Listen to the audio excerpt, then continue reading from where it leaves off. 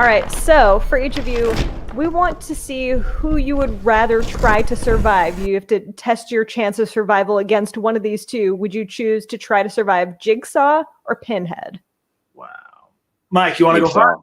Jigsaw? Yeah, I'm going Jigsaw. Because at least Jigsaw is human, and worst case scenario, I have to chop off a foot or a hand or something to survive. I'm willing to do it, but Pinhead is supernatural, and I'm not trying to mess with that stuff right now. You know what I mean?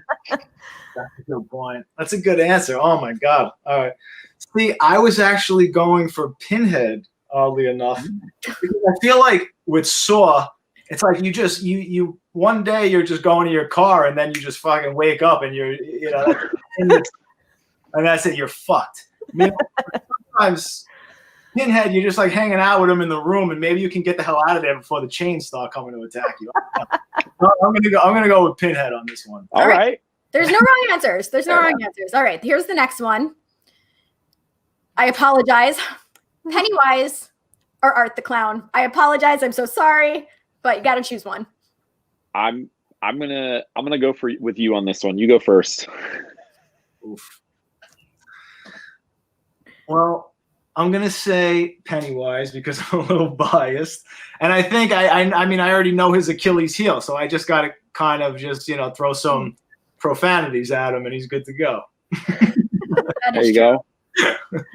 I agree with you on this one. You and I are going to be standing there. We're going to tell him we're not afraid of him. He's going to go away and it's going to be good because I'm not going to get stuck in a room with Art because I know I'm going to die. That's going to work on Art. I'll tell you that. You got a gun. All right, next one. All right, we've got Sam from Trick or Treat or Chucky. Sam. I'm going with Sam. I respect Halloween. I don't blow my pumpkins out early. I'm good. Let's go. Yeah, that's a good one. I've only seen, that's Trick or Treat. I've only seen that once. Refresh my memory. Like I know Sam's like the wraparound kind of character, right? Of that movie? Mm-hmm. Yeah, he has like this lollipop, and he's just he's a murderous little dude. I think he's also would be considered a supernatural murderous little dude. Yeah, his thing is just like respecting Halloween. Like that's basically everybody that was like the kids that were dicks about candy and stealing stuff or breaking pumpkins or blowing them out. Like those are the people that ended up dying. Yeah. I guess, all right, because he's supernatural. Technically, I mean, Chucky kind of isn't, other than him just being trapped in that body. So I think I could give Chucky like a nice kick and just get the fuck out of there. So I'm going to go with Chucky. Okay. Here's the next one. The Killer Clowns from Outer Space or the Insane Clown Posse? I'm going to go with the Insane Clown Posse on this one. Okay. I mean, those juggalos are pretty hardcore, Damien, but okay. I don't want to end up in the cotton candy, though. True. Draw. I'm going to go with Killer Clowns. I want to hang out with Shorty. Who does it? Okay. All right. Danica. Let's go to our next one. Oh, my God. The Vampires from What We Do in the Shadows or The Lost Boys. All right, so I said this. My mother took me to see The Lost Boys when I was 3 years old. That is on the same level as Jaws to me. So everything, anything, all time Lost Boys. They could kill me right now. I want to be one of them. Everything. There's nothing wrong with that movie on any level. It's my favorite. So, Lost. Did we just become best friends? Hell yeah, we did, Mike. We're really good at this. This is what we do. We bring together. We bring together people. I agree. I agree with him. Can I say, all right, so I was 4. I think I had just turned, because I think Lost Boys came out in March of '87. I'm born in January of '84. So I'm like 4 years old, I guess, when I saw The Lost Boys in the theaters. I remember it like it was yesterday in that theater. Like there was this anticipation in the entire crowd just waiting. Like back then, you had to fucking wait to see what they looked like as vampires. That was a big deal. Like when Kiefer Sutherland came out of the shadow and you saw what he looked like, the audience was like going crazy. That scene was astonishing to everybody. Like that movie was like a rock concert. People were just laughing and cheering and fucking screaming. It was unbelievable. I remember it till this day. Like when we left the theater, I was with my mother and my aunt, and we were leaving, and these like young girls, they had probably like 17, 18, were walking, and like I was like so empowered by that movie. Like I literally lunged off of the curb and I hissed at them like a vampire. And they laughed. They thought it was the cutest thing ever. But like that's like the impact that movie had on me. It was just yeah. Dude, Charlotte just said it, but I was gonna say also the soundtrack for this movie was yeah. phenomenal. Like this movie was like the quintessential like rock star vampire. Like this is the movie when I think back of like, you know, because you've got the like the Bela Lugosi, you've got all the like the original like Dracula, like that's, but this was the first time like I really remember seeing like vampires kind of cool and trendy and in the times, and you're like, what? No, it could be anybody. Like, I think about how iconic that makeup is. Like that, you've never like that you see that makeup now, and that's like the standard vampire look. You didn't have that before then. That's how revolutionary this movie was. To say like Buffy the Vampire Slayer, everything is that forehead and everything with the cheekbones, and it's just like it's unbelievable. This movie is so astonishing. Oh my God. I'm going to watch it tonight. Now we have to watch it. Yeah, I actually have a Lost Boys wallet that I've had for years, and it's falling apart because it's made out of Velcro, and I refuse to get an adult person wallet.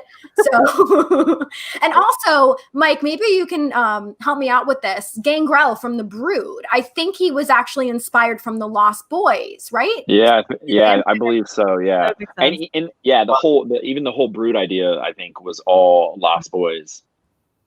And I think that's why the Brood's my favorite faction of all time, because they're vampires. Anyway, what were you going to say, Damien? And they're also like, they're still fucking cool and badass. Like you don't look at them now and be like, oh, they're corny looking. Like they're still fucking rad and like they're still fucking. Dude, you look at that photo right there. You could drop that right now. Literally, you could drop this photo to promote a vampire movie. People are like, yo, I'm in. They're still sexy. And they're not sparkling. Everything about them is fucking amazing. I don't know how they did it. It's unbelievable.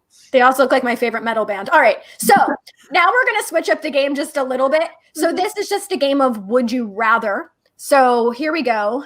This is would you rather hang out with Chop Top from Texas Chainsaw 2 or Otis Driftwood from the Devil's Rejects trilogy? Wow. That's a great Damn. That's a good question. Like I can't come up with an answer that quickly. Let me think about that. First of all, I pretty much know Bill at this point. I mean, we're at these conventions together frequently. He is amazing. He's the nicest fucking guy. You know, just on nostalgia, I'm gonna go with Chop Top because I've just known that character so much longer in my life.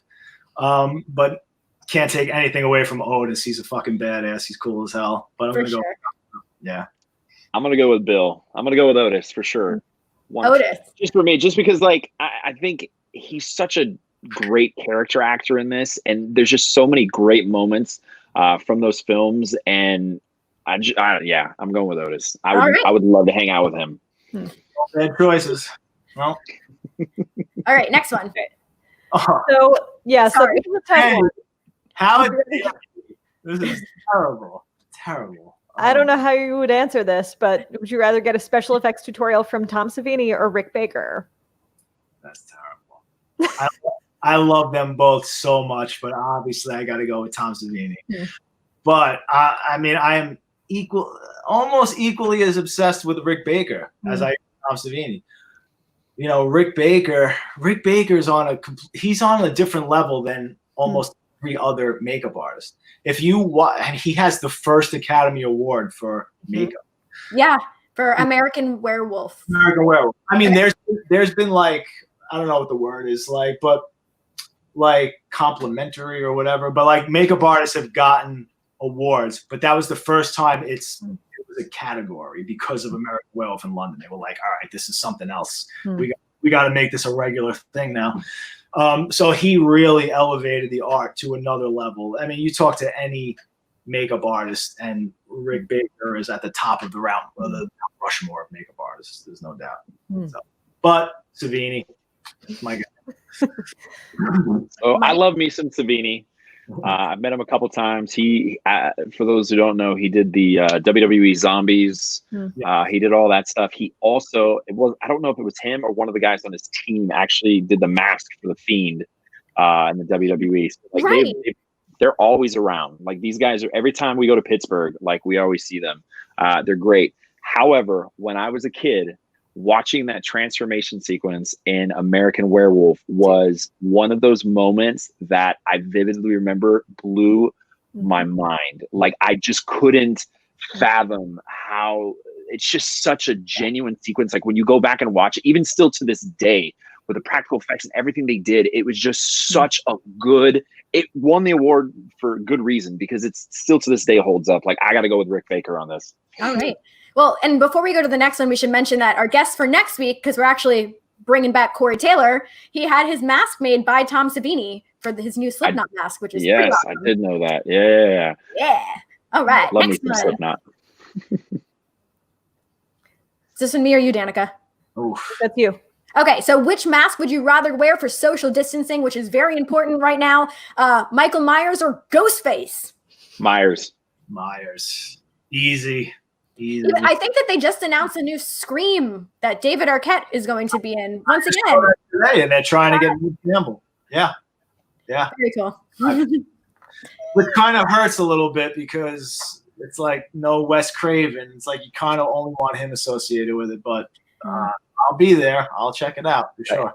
Ditto. You gotta go with Michael Myers. I mean, he's the king. He's arguably the king. You can't really, you're not gonna get better than him, that's for sure. Right. And speaking of William Shatner, there you go. Yeah, I was gonna say Shatner mask. Shatner. How cool is that though? Like who was sitting around and was like, how do we come up with this? Oh, look at this old Shatner mask. Let's use that. Like, how do you, like, just how you get to some of these decisions that lead to these iconic things that years down the road, you know, you've got this mask that you're looking at and you would never guess that the origins of it came from that. Some of the coolest stuff ever. Mike, 100%. Not only that, but it's like the serendipitous thing of even making every right decision, of cutting off the sideburns, making the eyes a little wider, spray painting it. Like that's like lightning in a bottle. Like you couldn't have done one wrong thing. Like it's insane. It's meant to be. There might be something going on out there in the cosmos. I don't know. Oh yeah. All right, we ready for our next one? All right. Would you rather be a camp counselor at Camp Crystal Lake or do a sleep study test on Elm Street?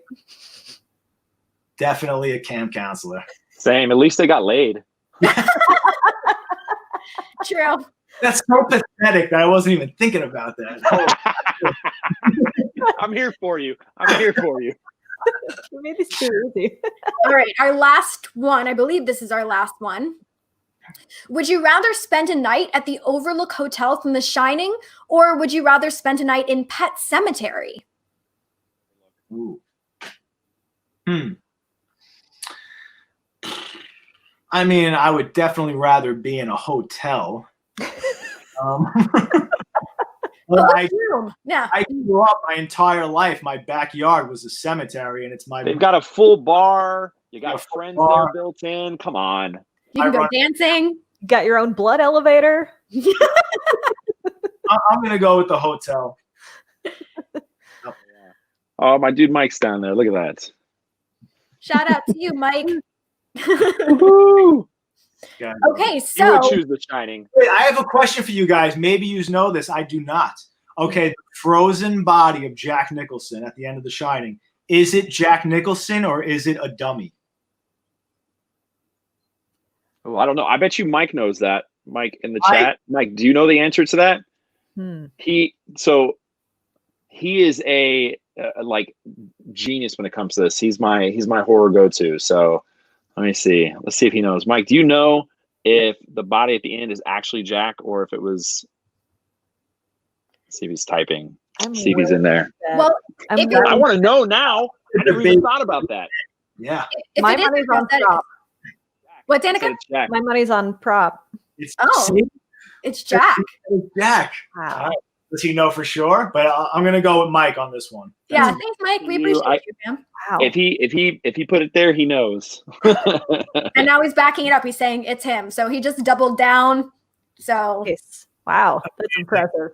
Impressive. Very Listen, Damien, I'm just saying, if you need two mics in a movie to get murdered by art, we're those mics.